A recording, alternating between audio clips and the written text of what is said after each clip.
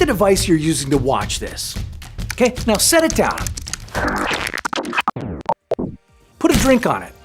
If we lost the internet forever, that might be all it's good for, at least when it comes to surfing the World Wide Web.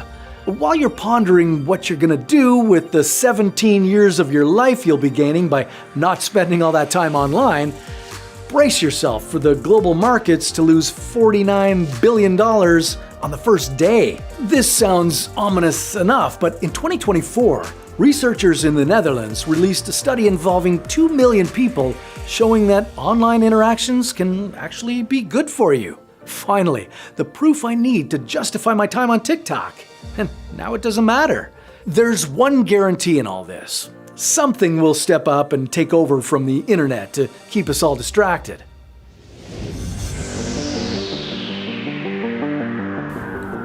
What if you woke up to an unexpected internet breakdown?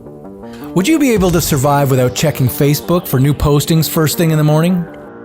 With no Google Maps to find your way in a strange city? With a credit card unable to pay for lunch?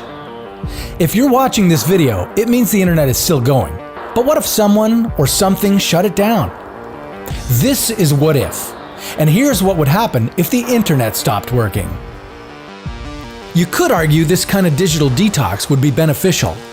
We'd take our eyes off our screens and strike up real-life conversations with each other. We'd discover that our smartphones can actually make phone calls. We'd bring back fax machines and start making notes by hand. Well, maybe not fax machines.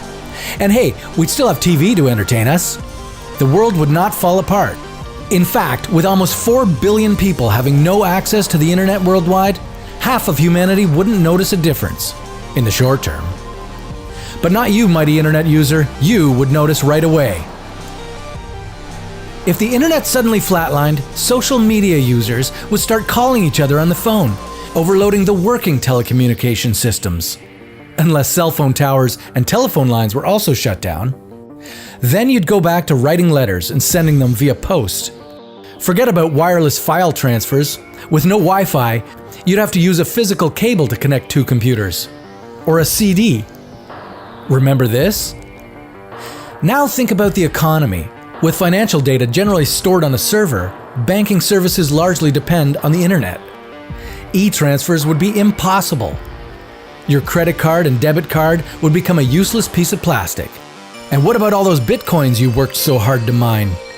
Well, you know the answer. On top of that, large companies like Google, Facebook, and Amazon would go out of business, losing their combined revenue of almost $440 billion. With Google itself having 80,000 full-time staff, hundreds of thousands of people would be left unemployed. Even companies that only rely on the internet as a means of advertising would be affected. Developed countries would lose entire industries and face economic crisis. What about those countries with just a small internet presence? They would be affected too, as international trade is dependent on the internet. So is the world's transit. With no internet access between airports, planes, ships, trains, and commercial trucking, we'd go back to tracking goods on paper. This would raise the market value on transported products, as it would be more complicated to deliver goods to stores. At least you could still travel. However, you won't have Instagram to share your travel selfies anymore. Wonder if the internet shutdown is even possible? Well, not on a worldwide level. Some countries have actually introduced a kill switch to intentionally shut down the internet and telephone communications. But killing the whole internet is harder than just cutting off a couple submarine cables. The internet is a global network of many other computer networks. It doesn't depend on a single machine. Even if one part of it went offline, others would remain functional. So don't worry, you'll still be able to order pizza for dinner tonight. Alright, who brought the zombie apocalypse? It's all fun and games when you can watch or play The Last of Us from the safety of your couch. A good fright keeps you on your toes, provided you're not already a zombie and missing a couple of them. But let's say you make it through a cataclysmic event that turns the world around you into a zombified minefield. You might be fighting off the Walking Dead variety that will make every inch of you a meal, or you might stumble across a straggler who's just looking for a low-carb brain snack. A few years ago, physics students at England's Leicester University crunched the numbers and estimated that in the event of a zombie apocalypse, in just over 3 months, humans would be outnumbered by zombies by 1,000,000 to 1. If you're that one, you better move fast. Those aren't great odds, but they can be beaten. We already know you can live without the internet, so that's proof positive right there that you can survive anything. And the same study found that there would eventually only be 300 people left. I forgot to mention that part.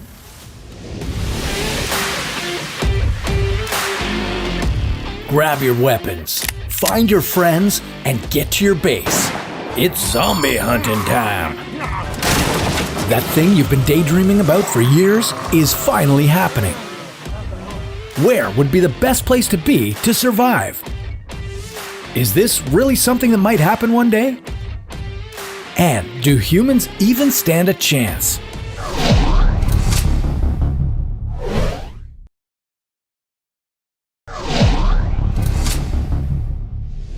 This is What If, and here's what would happen if there was a zombie apocalypse. So, what exactly should you do if your neighbor suddenly turns into a zombie? First, pack the basics. A water bottle, essential medicine, and a first aid kit will all be key to your survival. Oh, and a baseball bat wouldn't hurt either, in case you run into any undead.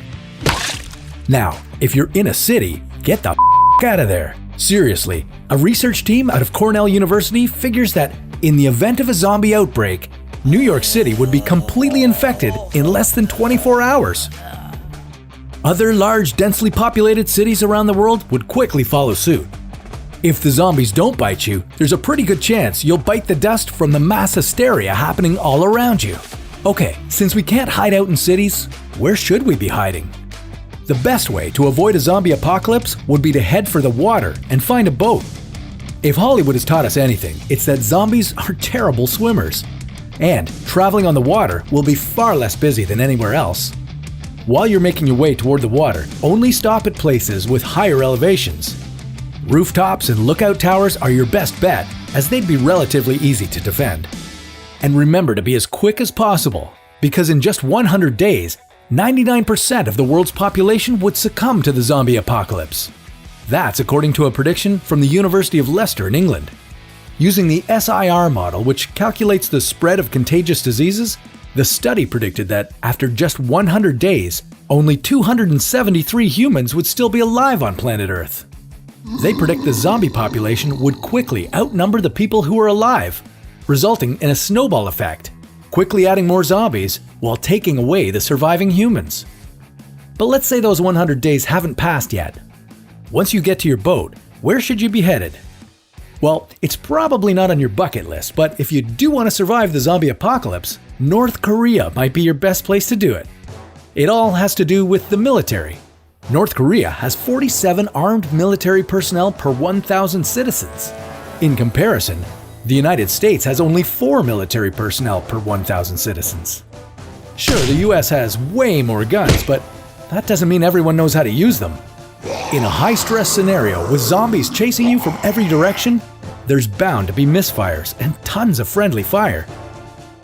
So that's what to do in the event of a zombie apocalypse, but we should consider if a scenario like this is even possible. Could we really see zombie-like creatures walking around one day? Well, we already have them in nature. Insects can be infected with a parasitic fungus known as cordyceps. The infection essentially hijacks the insect's brain and even controls them after they die. Cordyceps have been known to destroy entire colonies of ants.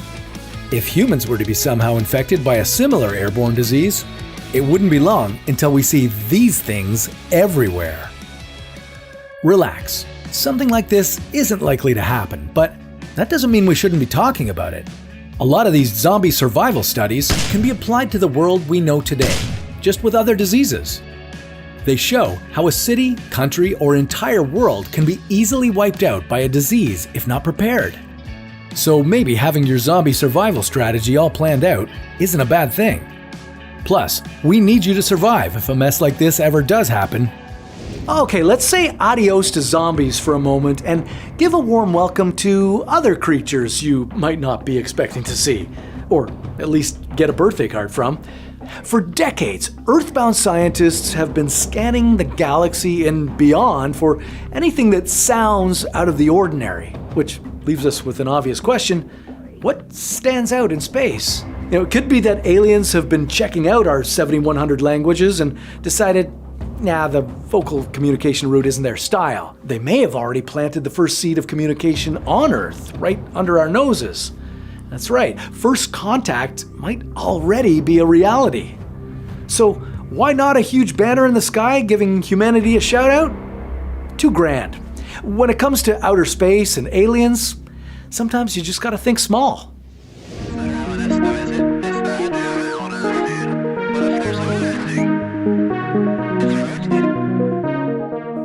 For over half a century, we've searched for radio signals from extraterrestrial civilizations. But it's been, a little quiet. Are they ignoring us? Or have aliens already made contact without us knowing it? The truth could be hiding in plain sight. How has technology helped us look for extraterrestrial life? Could bacteria contain secret alien messages? And what if aliens already live among us?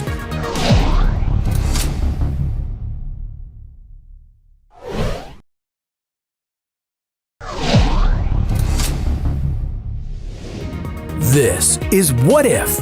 And here's what would happen if we've already made first contact with aliens. Since the 1960s, scientists at SETI, the Search for Extraterrestrial Intelligence, have had their ears to the skies, listening for signals that could prove the existence of extraterrestrial life. Recently, bizarre and intermittent fast radio bursts were detected coming from a spiral galaxy like the Milky Way, 500 million light-years from Earth. Some scientists wonder if these pulsating signatures from space are the result of mini black holes, or pulsars, or even alien megastructures. But could these signals actually be aliens trying to communicate with us?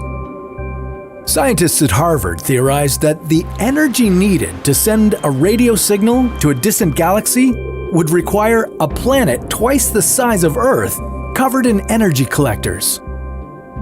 While it is possible, scientists have found an easier way for aliens to talk to us. And according to Robert Zubrin, it could involve teeny tiny interstellar light sails. This idea has been gaining enough ground that the Breakthrough Starshot project is working on nano spacecraft. Someday, they hope to beam them all the way to Alpha Centauri. While tiny spacecraft could travel great distances, bacteria could potentially survive the journey as well. This is because it's easy for a bacterium to duplicate itself. And as microorganisms, they are small enough to overcome the gravity of stars, making it possible for them to travel interstellar distances. Hypothetically, a microbial nanocraft could be beamed from Earth and travel a distance of 1 light-year every 10,000 years. In 50,000 years, it could reach nearby stars. But why would aliens be sending us bacteria? Well, the answer is in DNA. Just 1 gram of bacteria could be encoded with about 900 terabytes of DNA data. Imagine a 200-page book. Now, imagine 2 billion of these books. That's how much data. In fact, microbiologists think that alien messages may already exist, hidden in DNA here on Earth, waiting to be decoded. Researchers suggest these messages could be found by determining which bacteria could survive the conditions of space. In fact, some astrobiologists on the ISS have experimented to see if all life on Earth could have come from extraterrestrial microbes. This theory, known as panspermia, suggests that microbes may have hitched a ride on a comet that crashed into Earth. So, maybe we're the aliens. Okay, but are we really alone? While microbial alien messages could exist, we're still not sure what these alien messengers might look like. We're mostly familiar with terrestrial life, where all living beings are made from cells using molecular machinery. With most life here on Earth being carbon-based, we might just be looking for the wrong kind of life. Many biochemists suggest that silicon-based life forms could exist. In fact, some scientists, including British chemist and astronaut Helen Sharman, suggest that aliens could exist in a place we cannot see or study, known as a shadow biosphere. These invisible aliens could exist at a microscopic level, beyond our comprehension. With recent UFO sightings being declassified by the Pentagon, many people believe that aliens have already visited us. Maybe in the not-too-distant future, with the help of SETI, we'll finally prove that we're not alone. All this talk of shadow biospheres and interstellar light sails has me thinking, rather than just go big, why don't we go even bigger? Who said you need to go small? Oh, sorry, I said that? If you had the opportunity to live in a city on Mars, would you take it? Think domes, robots, around-the-clock 3D printing, and chickens. So many chickens. After all, scientists say that as of 1970, Earth was already too full of people. So go do your part to provide some extra legroom here and go become an official Martian. Yeah, you might be dealing with dust storms that could blind you in seconds and never seem to stop, and yeah, there would be triple-digit freezing temperatures in places, but you're a Martian, and a true Martian can handle anything, except maybe the protein requirements. You are not going to believe how many of those chickens you're going to have to eat. Created to extend human exploration to the farthest reaches of our solar system. The next step in space exploration isn't generations away. It's happening right now. And our destination? That mysterious and desolate world next door. Mars. Imagine starting life over on that tiny red dot, over 265 million kilometers away. What would happen if we built a city on Mars? Would you have to live underground? How many people would you live with? And what would the Martian economy look like?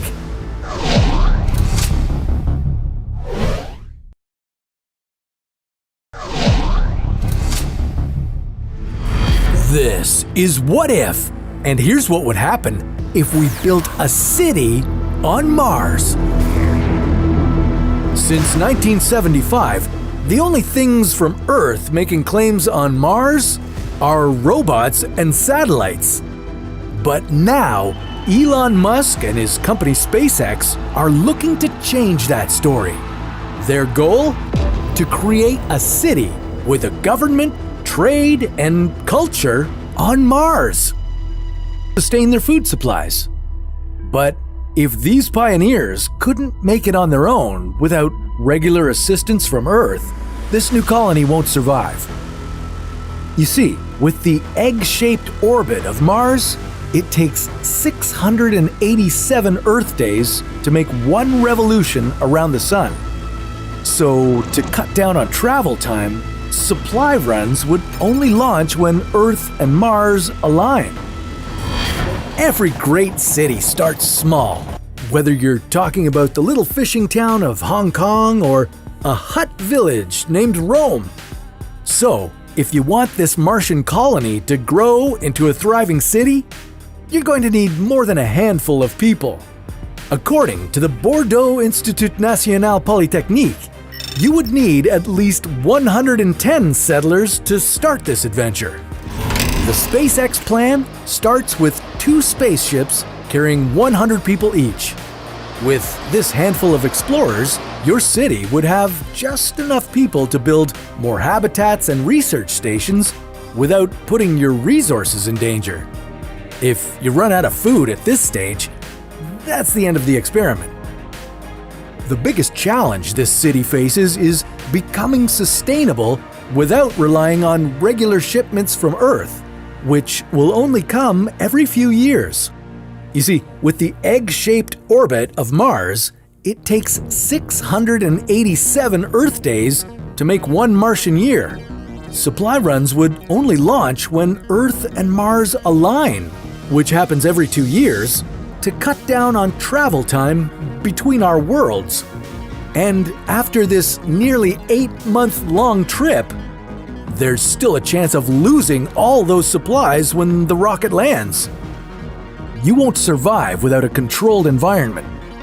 To protect yourself from those deadly rays, you may think of living underground, but remember, you'd be digging and living in irradiated rock. Dig too deep and you could be living in a radioactive crater. But wherever you choose to live, keep some of that Martian surface material around. You might process the material into 3D printers.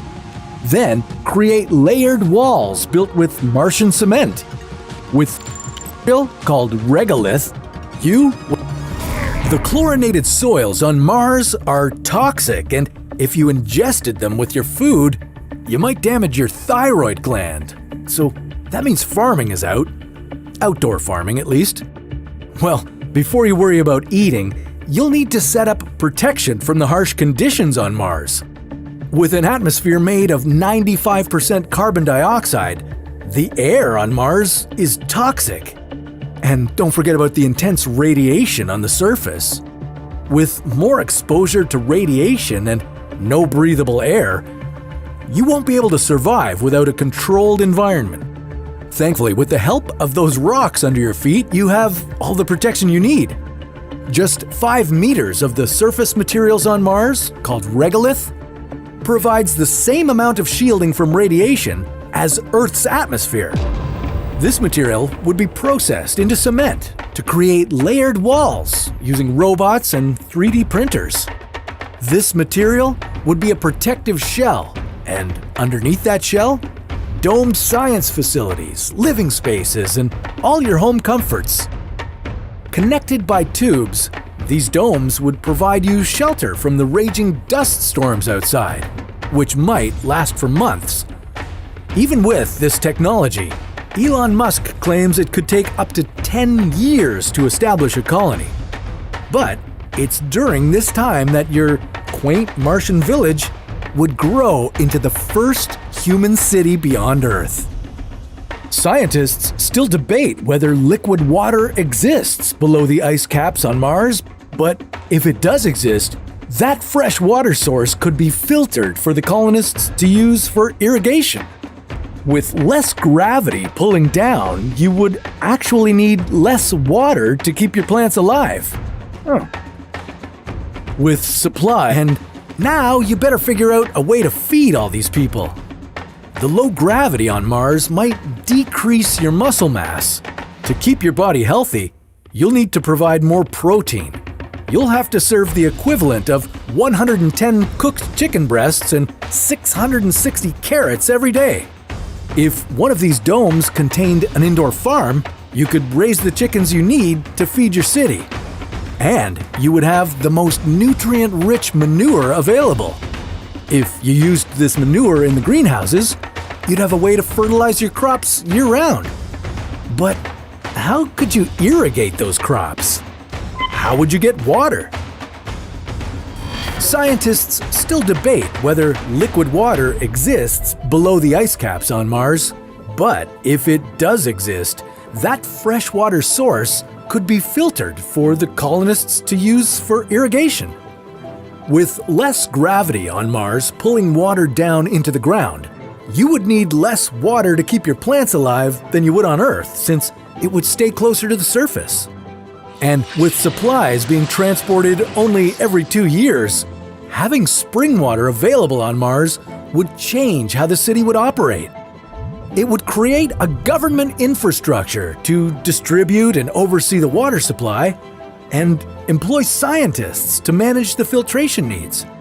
Now, the city has an infrastructure in place and jobs to fill, so how would you value your time in terms of cash? How could you pay for products or services? Cash weighs too much to travel with in outer space, and credit cards would require Wi-Fi services communicating back to Earth. With a 14-minute gap in communications between Mars and Earth, you're gonna need something more locally based. Well, you might have to use a cryptocurrency known as Mars coin, but you would have need to have bought it with your Earth money before you boarded the spaceship.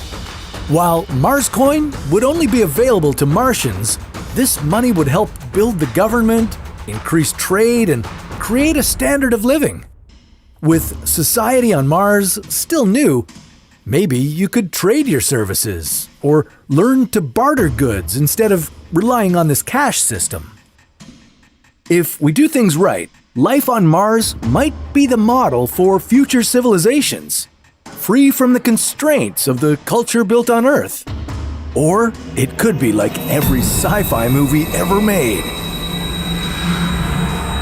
Now, maybe Mars is too tame for your tastes. If you want to move to Mars, you want to push the boundaries of what's possible. An extra added bonus of life on Mars is the odds of zombies being around is 0. Actually, that's technically the odds around here, too. Look it up on your fully functioning internet if you don't believe us. And thank you for putting yourself into all these predicaments. What would we do if you weren't around? Well, that's a question we hope we'll never have to answer. Hey, welcome back to another episode of What If? Today, we'll explore some far-out scenarios that are truly out of this world. Prepare to blast off into 4 cosmic questions that will have you reconsidering your earthbound existence. Imagine taking your first breath in microgravity. Would you float out of the delivery room? And how would growing up without Earth's gravity shape your body?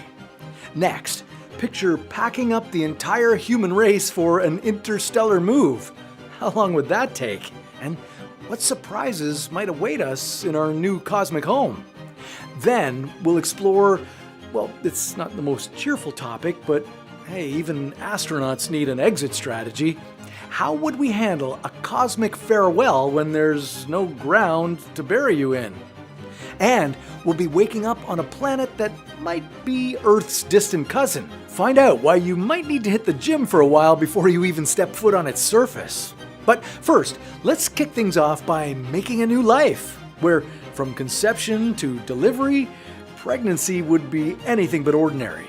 Get ready for a zero-gravity journey through the birds and the bees in space, when we ask, what if you were born on a space station?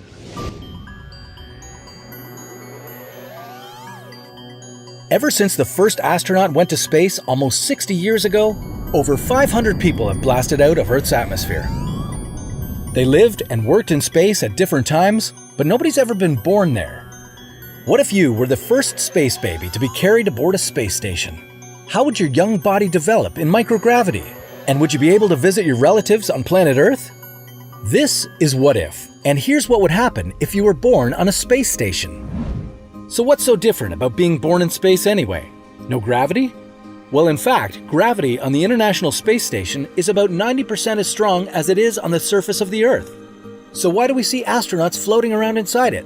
That's because they're actually falling. Let me explain. Earth's gravity is pulling the ISS down, but the ISS is moving very fast, at the same speed that the Earth's surface is turning underneath it. The space station is constantly falling to Earth, but will never hit it. The freefall is what causes microgravity, making the astronauts float around. So what would it be like to be born weightless? Before we get to the birth part, let us just say nobody's ever had sexual intercourse on a space station, let alone made a baby. It wouldn't be any kind of out-of-this-world experience. Fluids work differently in microgravity. You may not have the blood flow to get you or your partner aroused. Sweat would build up around your body, making it wet and sticky all over. And that's if you could figure out how not to push your partner away upon contact. Conceiving a child would be a whole other problem. In addition to a low-gravity environment, there's also so much radiation in space that it can affect a man's sperm count, possibly even cause infertility. And we don't even know exactly what kind of changes space conditions would cause to a human embryo. Let's imagine your pregnant mother arrived on a space station to give birth to you. The trip to space alone would be hard enough on your mother. Pushing you out of her body without the help of gravity wouldn't be a piece of cake either. If you made it out of the womb, a low-gravity environment would affect your body systems as you grew up, including your muscular development and eyesight. When grown-up astronauts work aboard the space station, their bone density depletes at a rate of 1% per month. Because it takes no effort to float in space, they also tend to lose muscle strength. Now, since there's no way to force a baby to run on a treadmill to keep its muscles forming, as you grew on the space station, your skeleton might become deformed. Your heart would be weak, as it's never had to work against Earth's gravity. Then there's space radiation. It would increase the probability of cancer, dysfunction of the heart and central nervous system, and eyesight problems. If, after surviving all that, you made the trip to Earth, you wouldn't be able to walk or balance properly. You might also struggle trying to interact with people on Earth, since you grew up crammed into a very small space your whole life. It can be tough enough on Earth. I'd never really considered the challenges of space babies. But with the tricky conception and the potential for bone deformities, I don't think being a space kid would be as exciting as it sounds. Maybe we should hold off on building those orbital maternity wards for now. Okay, now let's think a bit bigger and imagine moving the entire human race to a brand spanking new galactic address. Imagine coordinating a planet-wide moving day, complete with interstellar U-Hauls. How long is the drive? And what's in store for us on our new home planet? And are we there yet? Prepare for some mind-blowing math and severe culture shock on Proxima B. This is a planetary emergency evacuation. Please remain calm and board your space shuttles. You know, even though humanity might not have to leave the Earth in your lifetime, we should start preparing early on. Not only could it take centuries to set up the relocation program, it would take generations to move to a potential new home. That right there is Proxima Centauri B, or just Proxima B. It's the closest potentially habitable planet out there. Its temperatures are in the bearable range and it could have just the right breathable atmosphere. We only have to get there. How long would our journey last? How many people would we send to populate the new world successfully? And what if it turned out that Proxima B wasn't as habitable as we thought? This is What If, and here's what would happen if we relocated humanity to Proxima B.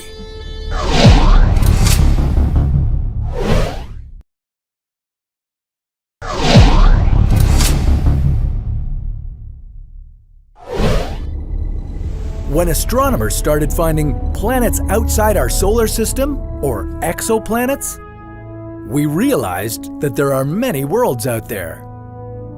That meant that Earth doesn't have to be our home forever, and that we don't have to die with our planet when the sun engulfs it some 5 billion years from now.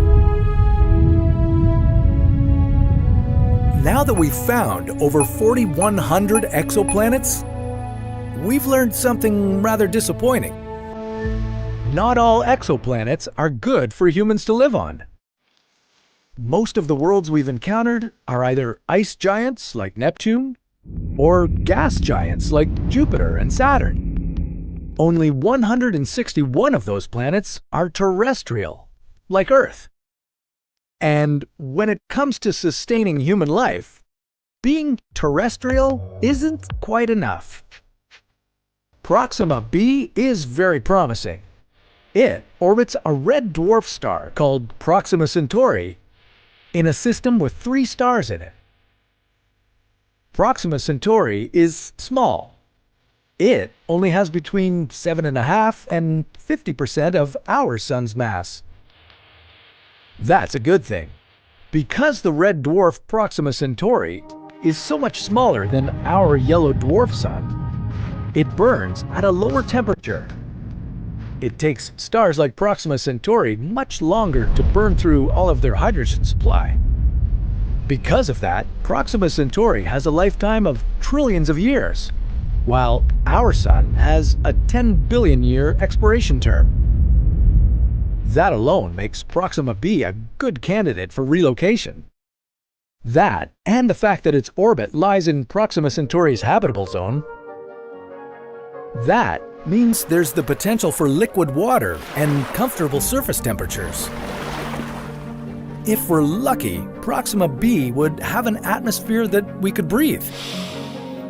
If it does, the surface temperatures would be in the range of 30 degrees. I don't know about you, but I'd move there right now. I just need to warn you that there are a few problems. A trip to Proxima b would be long and very dangerous. Proxima b might be the closest habitable exoplanet we've got, but that doesn't mean it's close.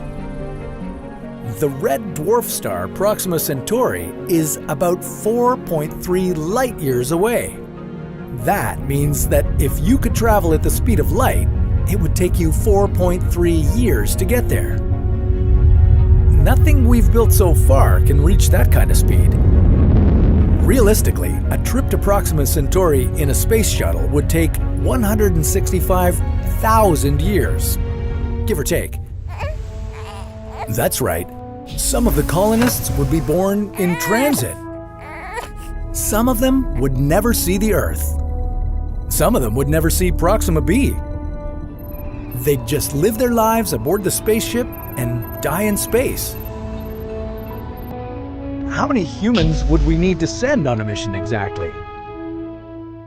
Well, according to some calculations, 98 people would be just enough. Their descendants would arrive at Proxima b with enough genetic diversity to populate the entire planet. And that's accounting for possible cases of infertility, inbreeding, and sudden deaths. In those calculations, the crew would be traveling on something faster than a space shuttle. Their mission to Proxima b would only take 6,300 years. But don't be surprised. Technology is constantly improving. Right now, a scientific and technological program called Breakthrough Initiatives is looking at how we can get in the neighborhood of Proxima Centauri within 1 generation. Their Project Starshot is working on an ultralight, unmanned probe that would reach the star system in just 20 years. Now I definitely need to sign up. But again, Proxima b is really far away. It's so far that we can't even see if it has an atmosphere. It might just happen that we would arrive at a frozen planet with surface temperatures of -40 degrees. And even if it has an atmosphere, it might not be the right one. We might still enjoy warm temperatures, but we'd be doing that in spacesuits with oxygen tanks. Or Proxima b could be tidally locked to Proxima Centauri, meaning that one of the planet's sides would always face its star, and the other side would be plunged into darkness. Spaceflight itself could bring some unpleasant surprises. Spending an entire lifetime in a zero-gravity environment would lead the crew members to lose muscle and bone density. They'd be constantly exposed to space radiation. Their microbiomes, immune systems, and physiology would all be different from ours. They wouldn't be the same kind of humans as we are. They would change their values and culture. They might forget all the farming techniques we teach them to sustain themselves in space and on their new planet. They might change their mind about the mission altogether and just turn their spaceship in a different direction. Who knows? They might even come back to Earth and take revenge for all those years they were forced to spend in space. If that happens, I'll be asking for a refund. Well, considering the multi-generational space voyages and potential revenge plots, relocating to Proxima B sounds like quite the Star Trek. But maybe we should clean up our own backyard before taking that one-way trip. Speaking of one-way tickets, let's tackle a less cheerful but equally fascinating topic. Another trip you can't come back from, whether it's back on Earth or in outer space. Remember, it's not all fun and games up there, and even astronauts die. Eventually. How would we handle your final farewell when there's no ground to bury you in? Get ready for some out-of-this-world funeral planning when we ask, what if you died in space? If you were exposed to the harsh depths of space, you'd lose consciousness in 15 seconds and be dead within 30 seconds to a minute. But what if you're wearing an advanced, powerful spacesuit? Well, that would buy you about 6 hours before your oxygen runs out, and then you'd still be dead. So what would happen to your body in space? Would someone come to retrieve it? Or would it just keep floating through space forever? This is What If, and here's what would happen if you died in space.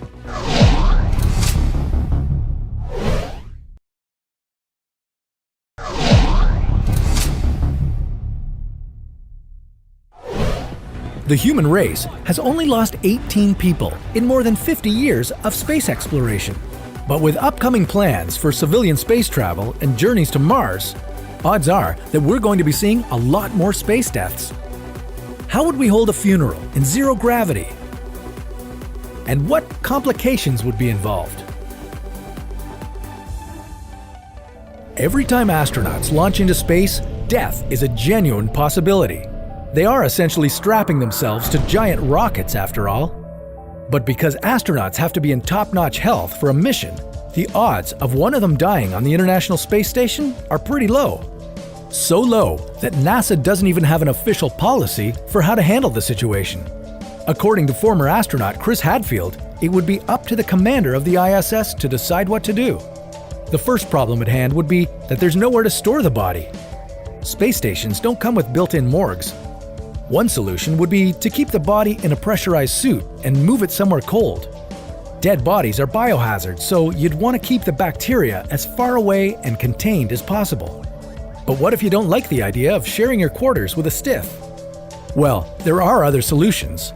In 2005, a Swedish company proposed a system that essentially freeze-dries bodies and breaks them up into tiny pieces of frozen tissue, kind of like a cremation.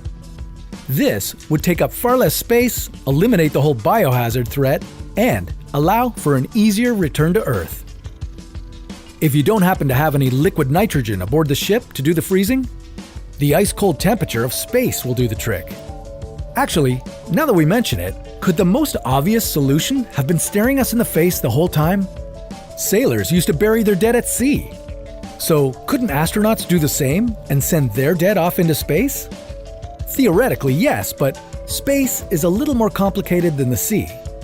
Unless you strapped a mini rocket to the deceased, they would end up following the trajectory of the spacecraft from which they were ejected. And if you did that with more than one person, it would make for an unpleasant journey when you decided to turn back home. Okay, so maybe that's not the best option. So what if we waited until we reached our destination? We bury people on Earth, so surely we can do the same on other planets, right? Well, the digging would be a little different, but that wouldn't be our biggest problem. Human bodies, especially the non-living variety, are full of earthly microbes and bacteria that would contaminate any potentially habitable locale. Even the spacecrafts exploring Mars have to be repeatedly cleaned and sanitized to protect the alien planet from earthly bugs. So the only surefire way to safely dispose of a body there would be through cremation. Talk about the final frontier. With the makeshift space morgues and the interplanetary contamination concerns, even in death, space throws us some curveballs. Maybe we should all update our wills to include an in case of space death clause. Okay, finally, this next distant world might be considered Earth's cosmic cousin. It has potential oceans and even seasons, although a bit more extreme than you're used to. Still, this exoplanet could serve as our next home sweet home. Either that or it would serve as a total disaster. Get ready for some interstellar house hunting on Kepler 22b.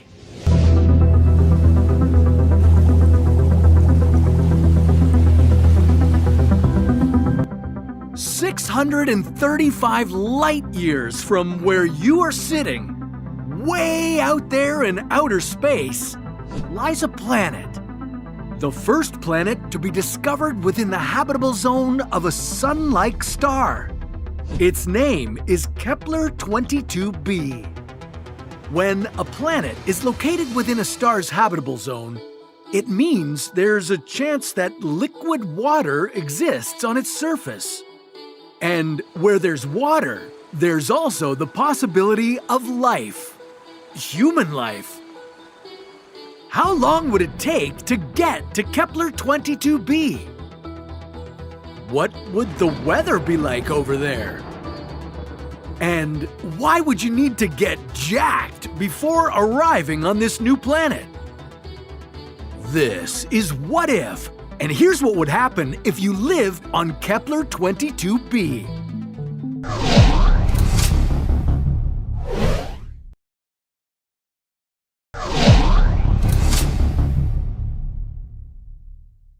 Kepler 22b is what scientists call an exoplanet. It's a planet outside our solar system. Spotting an exoplanet like Kepler 22b is often not easy. The bright glare of the stars they orbit tends to keep them hidden from our telescopes. What did scientists come up with to get around it? Looking at the stars themselves to see if they can find anything unusual about them.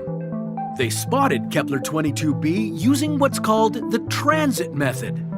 They watched Kepler 22, the star this exoplanet orbits around, and noticed that its brightness changes over time. That was because Kepler 22b was blocking the star's light. With this, scientists were able to learn both the size of 22b and how it orbits. And it looks like this distant space rock could become our next home. Okay, but what do we really know about Kepler 22b? Its mass is 36 times that of Earth, with a radius of 2.5 times larger than ours. 1 year on Kepler 22b is 290 days. It's also located 15% closer to its star than we are to the Sun. If Earth scooched over that close to our star, you'd be fried. Kepler 22b, on the other hand, is lucky to have a sun that is remarkably similar to ours, but also smaller and cooler. This close proximity to its star allows the planet to receive about the same amount of sunlight as we get over here. The temperature on Kepler 22b could be about 15 to 22 degrees Celsius. Similar to Earth's spring weather, and quite habitable if you ask me. But our galaxy can be a cruel place, and not everything is good news. Some models suggest Kepler 22b is rotating on its side, kind of like our very own Uranus. This may sound insignificant, but it adds potentially deadly complications. This would mean that its north and south poles are shrouded in either darkness or sunlight for half a year. And this ain't simply a matter of whether you're a daytime or a nighttime person.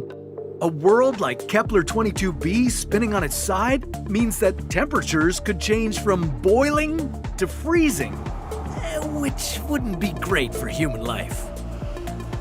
I know, what a bummer, but don't despair yet, because our galaxy is also big enough to include some hope. New studies suggest that Kepler 22b might be covered in an ocean 50 meters deep, and that ocean would be able to act as natural climate control, keeping the wild temperatures at bay. You see, an ocean can store heat in the summer and release it during the winter, which results in a mild climate. Like you needed another reason to live close to the water. But hold on, how would you even make it all the way to Kepler 22b?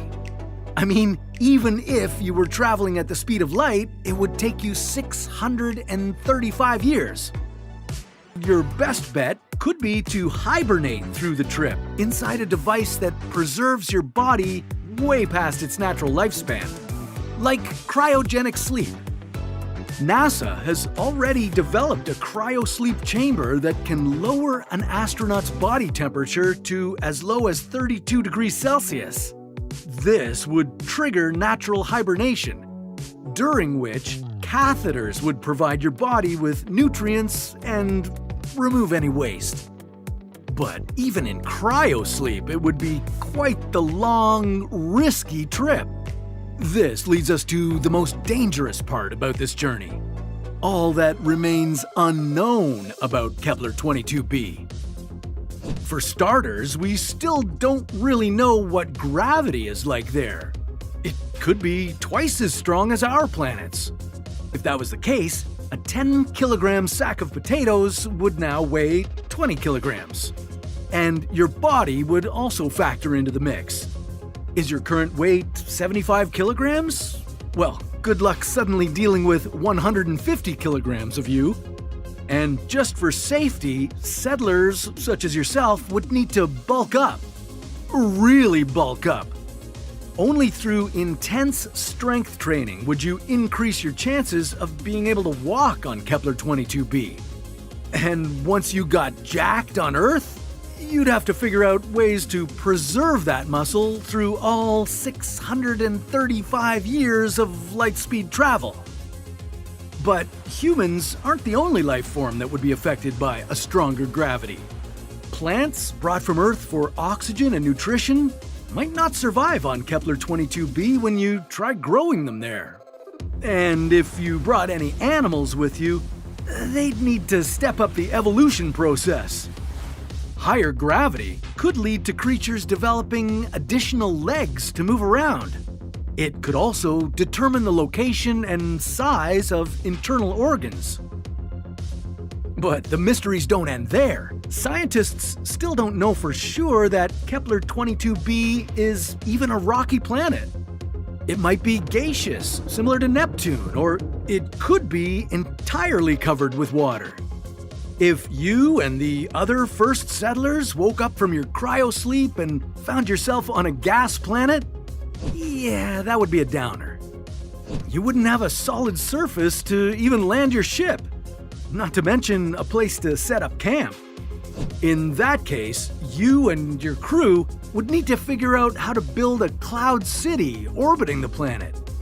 If you landed on an ocean planet, a submarine town would be in order. Discovering Kepler-22b is a rocky planet would be hitting the jackpot then, right? Well, not so fast. Venus is also made of rock, and yet its dense atmosphere, consisting of greenhouse gases, makes it uninhabitable, with scorching temperatures far too hot for liquid water. If this was also the situation with Kepler-22b, our only chance at thriving on this exoplanet would be to employ robots that could build underground shelters. The place where maybe, just maybe, the temperature might be cool enough for you to bear. It just goes to show you that a prime location is no guarantee for human survival. And as exciting as it might seem to find other worlds to inhabit, our own Earth remains the perfect habitat for humanity.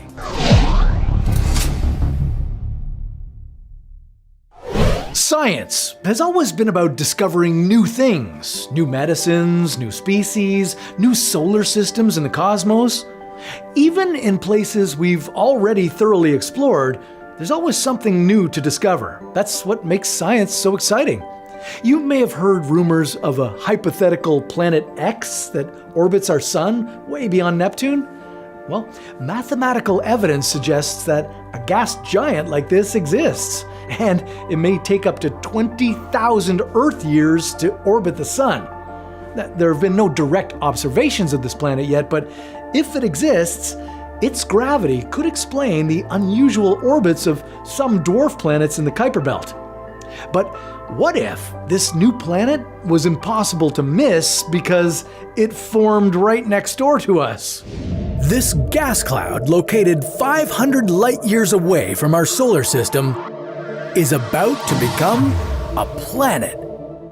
This process usually takes a few 100 million years, but what if we made it happen much quicker?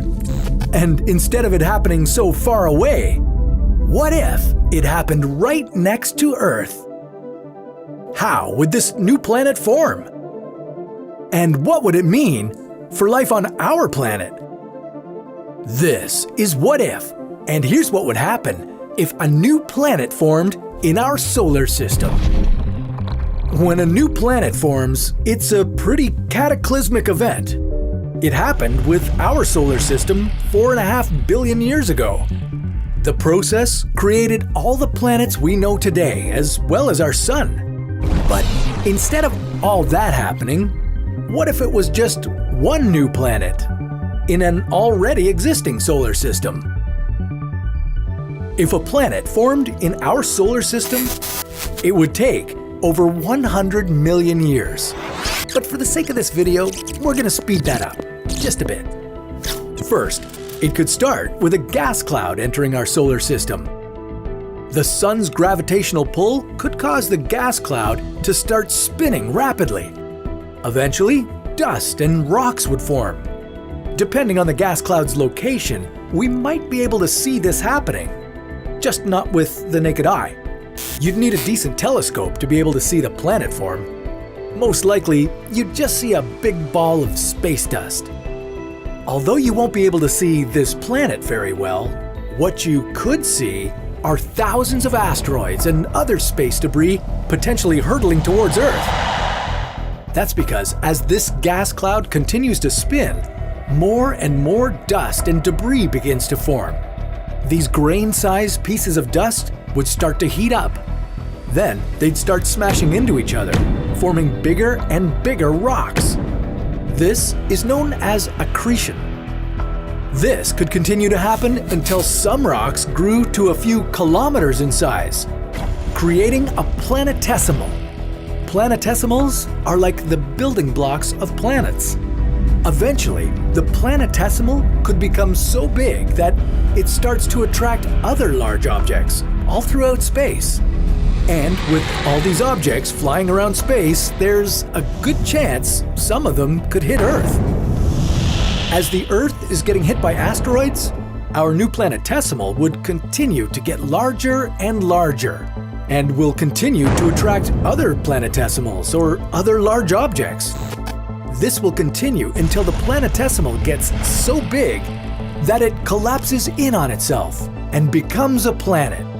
A sphere would form, and any heavy elements like iron would sink to the center of the sphere, and the silicates would float to the top. If the planet were big enough and close enough to Earth, there's a good chance that this new planet could suck up and destroy Earth completely. We'd have no choice but to wait and watch the Earth get completely destroyed as it crashes into the new planet. And then Earth would be gone. Millions of years later, this new planet would cool off and life could form. So sure, we'd have a shiny new planet, but it probably wasn't worth it. If a new planet were to develop in our solar system, it could be the end of humanity. It's probably best we keep the solar system just the way it is. It's already pretty clouded here in Rocky Planet Heights. Mr. Planet X, I think you'd be much happier out in Gas Giant Hills. Vast acreage, no noisy neighbors, just the odd smell or two that, depending on which way the solar winds are blowing, might ruin your barbecue. All 4 rocky planets are within 228 million kilometers from our home star. The next planet, Jupiter, sits at nearly 3.5 times that distance, 778 million kilometers. And Neptune, the farthest planet we know of, a full 4.5 billion kilometers. Light from the sun takes over 4 hours to reach Neptune, compared to 8.5 minutes for us. In a packed neighborhood like this, It might make more sense to build up instead of out, like in our major cities. But what if your buyers demanded a view that would take in the entire Earth below them? Could it even be possible to build a skyscraper that not only scraped the sky, but stretched beyond it? Wouldn't it be great to have a truly jaw-dropping view? Like windows looking directly into space. Well, it's time to build your very own cosmic skyscraper. What would it take to construct a building that reaches into space? How would you supply your penthouse with water and power? And what would you do if the elevator stopped working?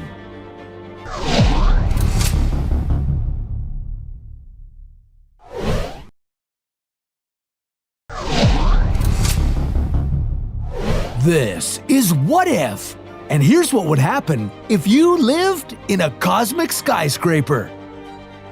The Kármán line is the area that's often regarded as the boundary between Earth and outer space. This edge hovers around 100 kilometers above our planet's surface. Living this high up, you'd be 1/4 of the way to the International Space Station. And your penthouse would be over 100 times higher than the tallest building in the world today, the Burj Khalifa. This skyscraper in Dubai reaches a height of 830 meters. It would take about 20 seconds to hit the ground if you fell from the top of the Burj Khalifa, so be careful on your new balcony on a cosmic skyscraper, because a fall from that height would be a much longer plummet to your death. Or would you simply burn up, like a meteoroid entering the atmosphere? In order to begin planning the tallest construction project ever, you'd need to take into consideration how big its base would need to be. With our current technology, we could build something as tall as 4 kilometers. That's roughly the same size as Mount Fuji. A concept skyscraper like this was proposed to help Tokyo with its surging population issues. It would have required a base as large as 36 square kilometers to go along with a price tag in the trillions. A building that is 8.8 kilometers tall, or the height of Mount Everest, would need a base that's 4,100 square kilometers. That's twice the size of the city of Tokyo, Japan. You'd certainly need a lot of land area for the base of your cosmic tower, but even if you had all the land you needed, your issues would run deep. Literally. A tower reaching to space would be so heavy that even the Earth below it would struggle to support it. It would create a ditch in the crust. Over hundreds of years, your tower would sink deeper and deeper. Your construction materials would be another important thing to consider. And another issue that you'd run into is that the materials you'd need might not even exist yet. You'd want something that could withstand all the gravitational forces that would be pulling on it. One idea could be to develop a high-tech form of carbon similar to a diamond, but stronger, more flexible, and extremely light. But a luxury space tower made of diamonds? Yeah, you should make sure you've got the budget for that. As for the windows that would give you the most epic view, you could use aluminum oxynitride, or ALON. Transparent aluminum? This transparent ceramic-like material made of aluminum, nitrogen, and oxygen would be more durable than the glass laminate used in spacecraft windows. You and your hundreds of thousands of neighbors would have to think about the structure's utilities, such as water and keeping the lights on. Luckily for you, this would be a great opportunity to put renewable resources to work. You could build wind turbines into the skyscraper's design. And so high above the clouds, solar panels would be able to soak up a lot of raw energy from the sun. As for water, you could pull it directly from the sky around you. The troposphere holds nearly all of Earth's water vapor, so you could collect rainwater and condensation from the surrounding clouds. Just leave some for us down below. Going up to your luxury space condo wouldn't be so simple either. You definitely wouldn't be able to use the stairs if you were in a hurry, or worse, if there were an emergency. Theoretically, a space elevator could travel at speeds up to 320 kilometers per hour. At a height around the Kármán line, you'd need about 25 minutes to get from your penthouse to the ground floor. Maybe you'd have a faster commute if you used a parachute. Of course, that would be if you didn't burn up like a meteoroid in the mesosphere. The truth is that living the high life would come with some downsides. The temperatures along the tower would vary dramatically. At the bottom of the thermosphere, it would be as cold as minus 120 degrees. And at the top of that layer, it would be a scorching 2,000 degrees. You certainly wouldn't be able to enjoy a beautiful afternoon out on your balcony without a spacesuit protecting you from the extreme temperatures and providing you oxygen to breathe. There would also be a constant threat of damage from meteorites and broken satellites. Hurricanes or tornadoes below you could topple the structure too. If your 100-kilometer tall building were to collapse, you could count on millions of tons of materials doing an enormous amount of damage below. If I were trying to get a good view of space, I'd want to be in a proper space shuttle, maybe as a guest of the International Space Station. Space tourism isn't just a dream of the future, it's already here. Well, while it's still reserved for those in interstellar tax brackets, it gives us hope that one day we can reserve a suborbital Airbnb. I wonder what that one day will look like. Space tourism is much closer than you may think. The International Space Station will soon retire from its successful run through low Earth orbit, but humanity's next home in space is already preparing to launch. What will future space stations look like? What will we use them for? And how soon could you walk aboard one?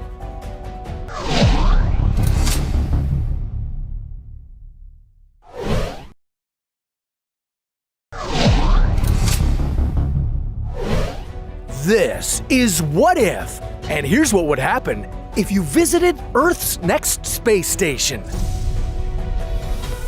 In the past 2 decades, the International Space Station has hosted over 250 astronauts from all around the world. The ISS is used as a research facility in low Earth orbit. There, scientists study anything from microgravity to new medical techniques. Their research is what's fueling our future interplanetary travel. But as with all good things, the ISS won't last forever. It's already experiencing air leaks and other system failures. But when the time comes to put it out of commission in 2030, the door to space will be wide open for the next wave of explorers. That brings us to the current quest to develop humanity's next generation space modules. Think you need to be an astronaut to go to space? Well, I've got news for you. Private companies are now stepping in to launch multiple space stations into orbit within the next decade. And soon, space tourism will be so readily available, you might be able to see our big blue marble of a home planet with your own eyes. That is, if you have the money. Because private companies have stepped in to cover some of the space bills, agencies like NASA can focus on getting us to Mars and pushing the ongoing exploratory missions beyond our planetary neighborhood. For you, That means a new era of space travel is right around the corner. And you've got some options to get there a little cheaper. SpaceX's Dragon spacecraft are already transporting astronauts to the ISS. So far, it's saved NASA as much as $30 billion. Still, a window seat for an astronaut still costs around $50 million. So maybe don't stop saving just yet. Jeff Bezos' company, Blue Origin, has designed their own low Earth orbit space station, Orbital Reef. You'll notice that the station will feature the usual research labs, but you could also use their onboard 3D printers and do some gardening off Earth. I don't know about you, but my top priority in space would be premium printing services. All the best hotels have that, right? Well, Axiom Space is already building models for the ISS, including a space hotel. It will attach to the ISS while it's still operational. Then, this Galactic hotel will live as its own space station. You could look out its massive windows overlooking Earth and use its large entertainment systems.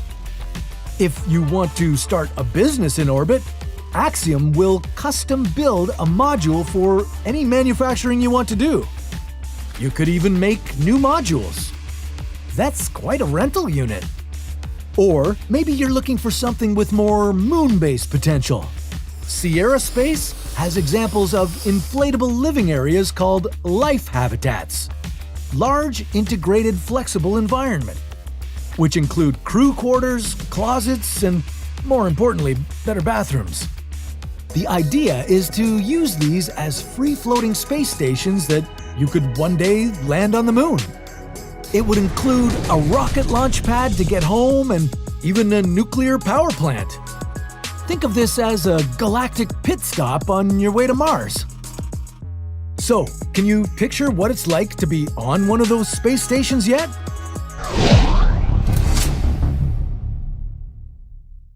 Welcome back as we blast off on another episode of What If. Today, we're launching into 4 cosmic questions that will have you contemplating the mysteries of space and our place within it. First up, imagine having the technology to shift our entire solar neighborhood. What kind of energy would it take to do something like that? And where would we go?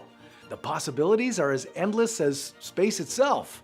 And if that isn't enough, we'll ask you to picture a world where temperatures soar, and I mean soar, suddenly. What effect would this have on life on our planet? Would everything evaporate in an instant? Would some life forms survive? Then, imagine waking up and having no idea who you are. And if we wiped out everyone's memories, how would society rebuild itself from scratch? Would it be a blessing or a curse? And we'll ponder how far could NASA push humanity into space if they had hundreds of billions more dollars at their disposal? Could we colonize Mars or even venture beyond our solar system? But right now, let's launch into our first video. In it, scientists will be constructing a massive stellar engine capable of shifting our sun and everything in its orbit. What challenges would we face on this cosmic journey? And what would change about life on Earth? Get ready for an interstellar adventure. Moving. It's never easy.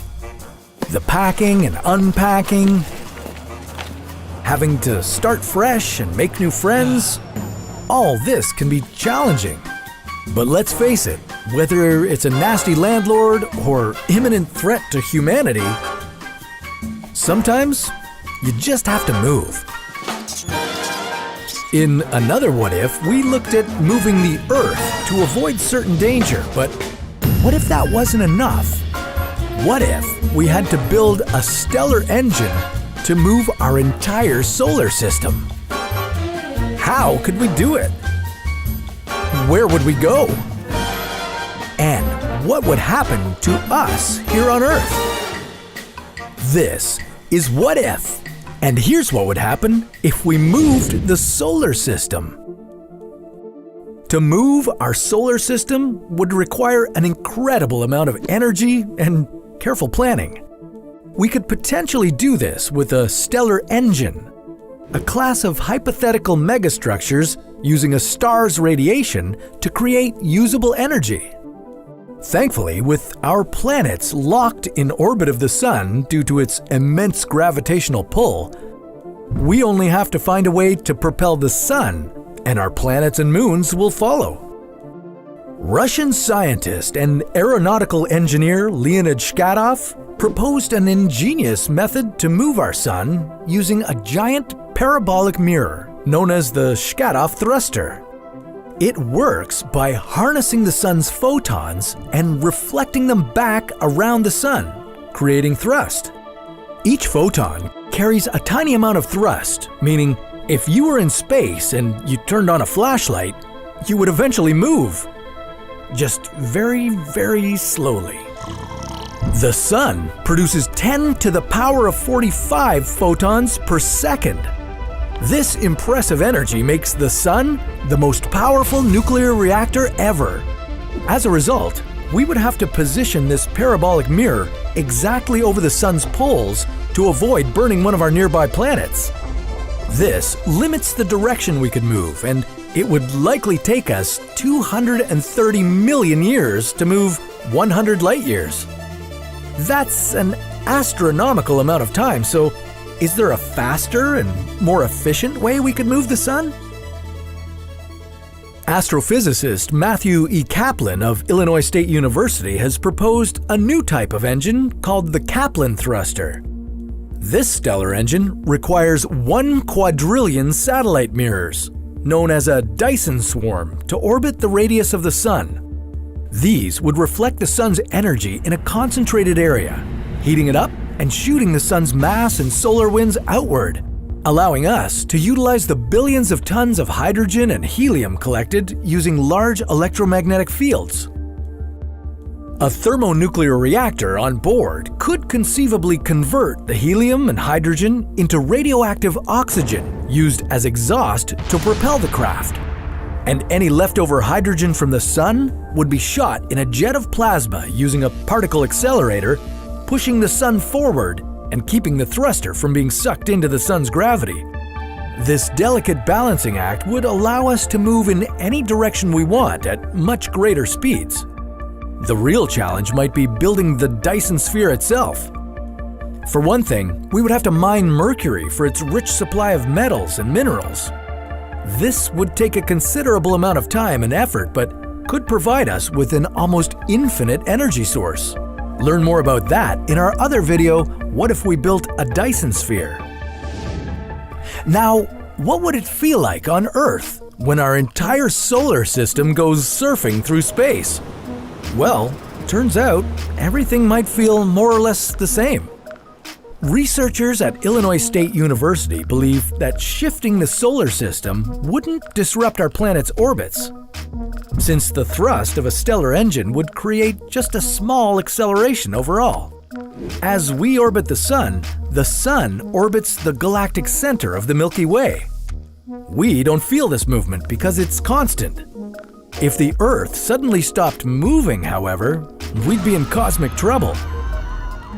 With so many travel destinations in the universe, we'd still be limited to only a small portion of it, known as the local group. This collection includes our massive Milky Way galaxy, the Andromeda and Triangulum galaxies, and about 50 other dwarf galaxies. Now, due to the mysterious force of dark matter, scientists have discovered that the universe is rapidly expanding.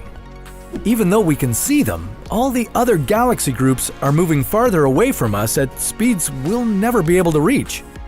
We'd be better off looking for other habitable planets like ours within our own galaxy. In approximately 4.5 billion years, our Milky Way will eventually collide with the Andromeda galaxy, forming Milkdromeda. At this point, galaxies outside the local group will be so far away we won't even be able to detect them like we can now. Future civilizations born in the Milkdromeda universe may think that the local group is all that there is. They wouldn't be able to learn about the Big Bang and may think that the universe is static and never-ending. So consider yourself lucky to be living in a time where we can research the past and possible future of our own universe. Maybe someday we will harness our stellar energy and get to explore our galaxy and make some new friends along the way. This would make us a Type 2 civilization on the Kardashev scale, which measures a civilization's technological ability to control and utilize energy. And while the concept of relocating our solar system is daunting, I gotta admit, I thought it would cause a few more problems. After all, this is what if. And as cool as it would be to go sailing among the galaxies, this kind of trip would require technology that's far beyond what we're currently capable of. But hey, we can dream, right? Okay, dads everywhere, prepare to scream when we turn up the thermostat higher than it's ever been turned up before in this next scenario that will truly make you explode, but not with anger. Imagine the temperature getting so hot that every body of water on the planet instantly turned to steam. What would this brief but violent heat wave do to our ecosystems and weather patterns? And hey, what about us? Would humans survive these kind of extreme temperatures without turning into steam bombs? Get ready for some serious burns and the instantaneous death of organisms. Let's turn up the heat and bring the entire planet to a boil for 5 whole seconds. How would this apocalyptic heat wave affect the environment? What would this do to all living things on Earth? And would you be doomed to explode from the inside out? This is What If, and here's what would happen if the Earth reached the boiling point for 5 seconds.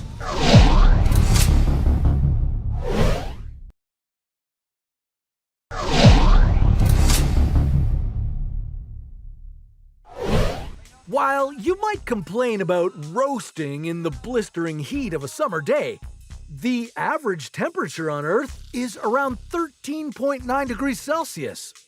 Compare that to the hottest places on the planet, like China's Flaming Mountains or Iran's Lut Desert, which have recorded land temperatures around 70 degrees Celsius. And that's still not nearly as hot as a cup of boiling hot tea. Water reaches its boiling point at 100 degrees Celsius. This is the point where liquid water turns into water vapor. With 71% of the Earth's surface covered in water, life is about to feel like you're stuck inside one giant kettle. If temperatures suddenly spiked, you wouldn't necessarily need to worry about everything going up in flames. At least not right away. Wood ignites at around 300 degrees Celsius. And while you could be imagining that all the water in the oceans would suddenly boil away, don't worry, that wouldn't happen either. That's because the deeper you go into the ocean, the higher the pressure. And this affects the boiling temperature. Already at 10 meters below the water's surface, the boiling point becomes closer to 120 degrees Celsius. So, not all the ocean water on Earth would turn into vapor, but in the steamy, shallow waters, most living organisms, plants, and animals would likely spend these 5 seconds boiling to death. Maybe only thermophiles, microorganisms that thrive at temperatures up to 108 degrees Celsius, would survive unscathed. And you wouldn't enjoy this brief apocalyptic window of time very much either. The steam would scald your skin and seriously injure your eyes. Even just taking a breath during this time could cause mucous membranes in your mouth, nose, and throat to suffer severe burns. If these burns were deep enough to destroy tissues, you could end up developing rhabdomyolysis. This condition could result in permanent damage to your heart and kidneys. or even death. But that's not even the worst. There's also a lot of ready-to-boil water somewhere else. In your body. Yeah, you are about 60% water.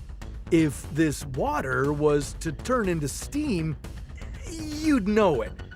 Your body's water would suddenly increase in volume by 1,600 times. Well, you and anything else that has water inside it would simply explode from the inside out. But maybe you'd be lucky and 5 seconds wouldn't be long enough to detonate you.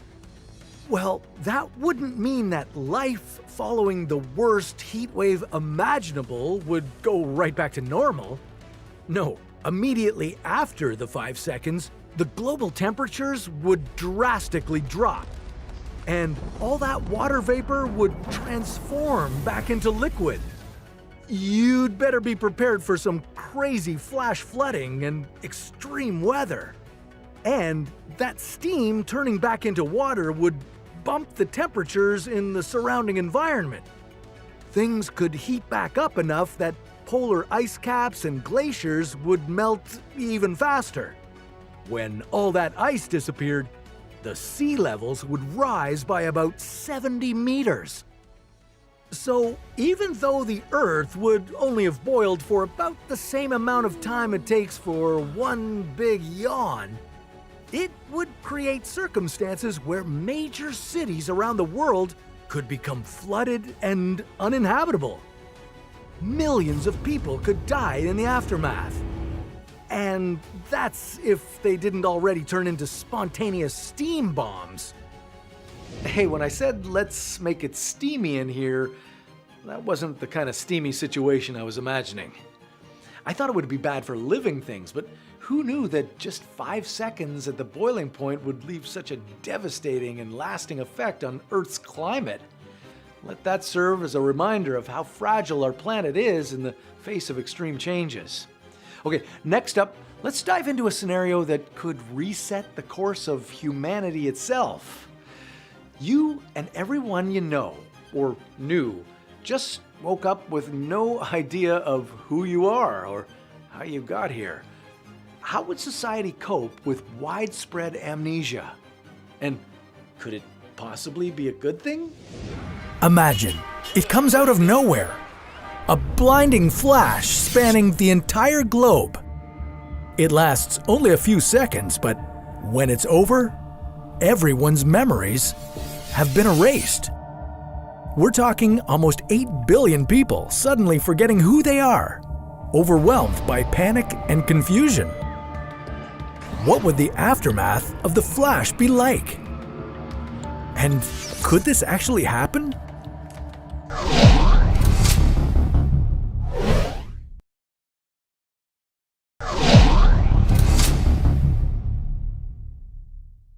This is, no, that's not right. It's, no, it's on the tip of my tongue. This is what if, and here's what would happen if a flash wiped out everyone's memory. So, the event we'll refer to as the flash happens all over the world, and the result is a massive case of amnesia for the entire human race. Losing your memory doesn't necessarily mean you forget how to function. You can still understand how to stay alive, that you need to eat, and to avoid danger. Other than that, it's a fresh start for everyone on the planet. What would happen after the flash? In a word, hysteria. Anything could happen. This event would essentially press the reset button on humanity, minus all those years of evolution. Instead of trying to wrap our heads around the concept of fire, we might be holding our smartphones to the skies and shaking them madly. You wouldn't know who your friends or family were, or in an even more awkward situation, who you were making out with before the flash. And those are the less devastating consequences. At any given moment in time, there are anywhere from 8,000 to 20,000 airplanes in the air. It's bad news for everyone on board, not to mention anyone below, when the pilot forgets how to work this strange flying contraption. On land, things won't be much better. We have millions of cars on the road at any given time, plus buses, transport trucks, limos, and motorcycles. If you thought there were bad drivers before, brace yourself. Money and social structure would become a thing of the past. We might be able to acknowledge that someone is dressed a little better than we are, but we'd have no context to explain why. Criminals like murderers and violent offenders could be released with no memories of their crimes. Let's hope the desire to commit evil deeds was wiped out along with their memories. And health-wise, we'd be in bad shape as our doctors, nurses, and other medical professionals would forget their training and all those years of experience. In summary, it would be a really, really bad day. We would have to rebuild our society, piecing together bits and pieces from our former lives. After the dust settled, would this fresh start be a good thing? Things like political tension would be erased, and some countries may not have borders anymore. Or could it go the other way, with the world becoming a lawless wasteland? So, could it actually happen? To figure this out, let's look at how your memory actually works. Your memories are formed when proteins stimulate your brain cells to grow and form new connections. You're literally rewiring your mind. However, the longer you keep a memory around, the more unstable it becomes. If you've noticed your memory of something changing over time, or people saying your story is different, it's probably due to a process called reconsolidation. Every time you recall a memory, your brain gets rewired again. It's sort of like an old videotape. Even if you love the movie, the more you play it, the more wear and tear it receives. Now, there have been cases of those metaphorical tapes being wiped clean by various different causes and types of amnesia. While something this massive isn't likely to occur, memory loss is a documented medical phenomenon, ranging from losing a few hours to more extreme cases like forgetting 20 years. But could something besides an accident or illness wipe our memories? Well, there have been studies of what can happen to memories when a chemical called norepinephrine is blocked by the brain. Norepinephrine is responsible for your fight or flight reflex.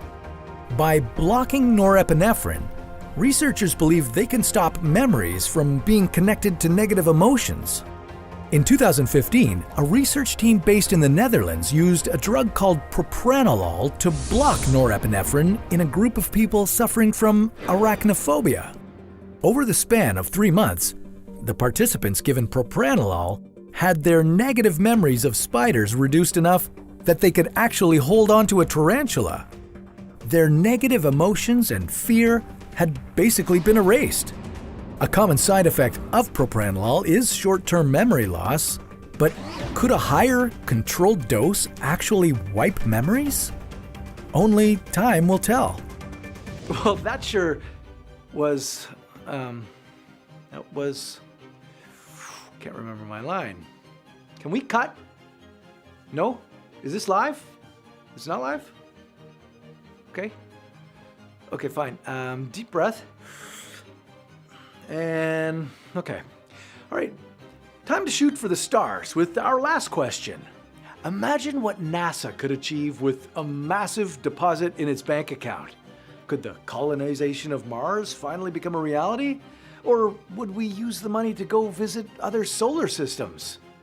With near limitless resources, humanity's potential in space becomes boundless. So get ready to dream big as we ask, what if NASA had a budget like the US military?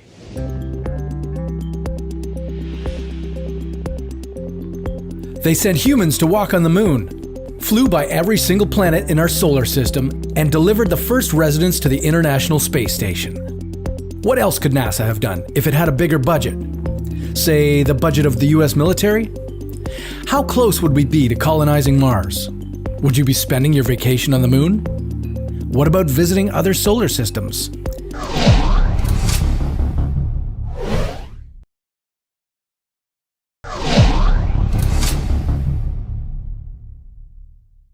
This is What If, and here's what would happen if NASA had the US military's budget. In 1969, NASA spent over $25 billion, or about $170 billion in today's money, so that the whole world could see this. But once a small step for man became one giant leap for mankind, the budget of the American-led space agency started shrinking. Today, NASA gets less than $20 billion annually to explore and colonize what's out there. Is that enough for humanity's ambitions? Not if you plan on buying a piece of land on the moon. What if, due to a printing error in the federal budget, all the money destined for the US military went to the space agency instead? What would $600 billion pay for? Here's the International Space Station, the largest artificial satellite that's ever orbited Earth. Over 200 people have lived and worked here since it launched in 1998, but it may be defunded as of 2024, and then no one's going to set foot on it. With another $100 billion, NASA could afford to keep doing the research on the ISS for at least another 20 years. A military-sized budget would cover that. Not only would it allow the space station to remain up and running, but it would also allow them to send more astronauts. And there'd still be enough money left over for NASA's biggest ongoing projects. Developing the space launch system that would carry us to the moon and deep space? Not a problem. And then there's Mars. Together with SpaceX, NASA could restore the uncrewed Red Dragon mission that would mark the beginning of Mars colonization.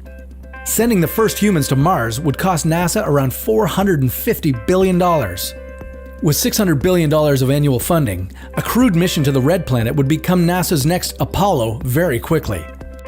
We'd build a human colony on the moon, turning it into a base for our trips into deep space. It would also serve as a blueprint for Mars colonization.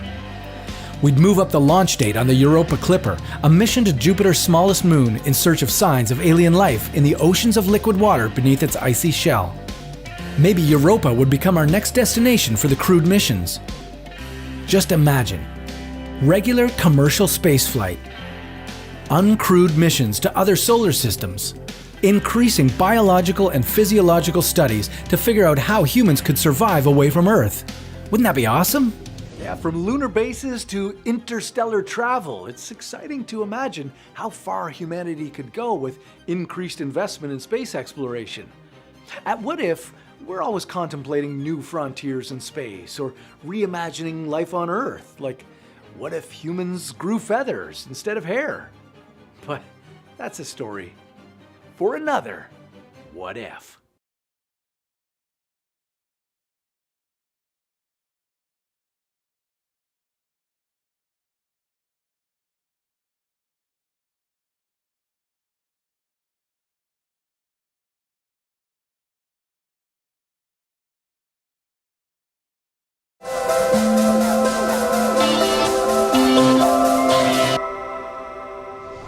Take the device you're using to watch this. Okay, now set it down. Put a drink on it. If we lost the internet forever, that might be all it's good for.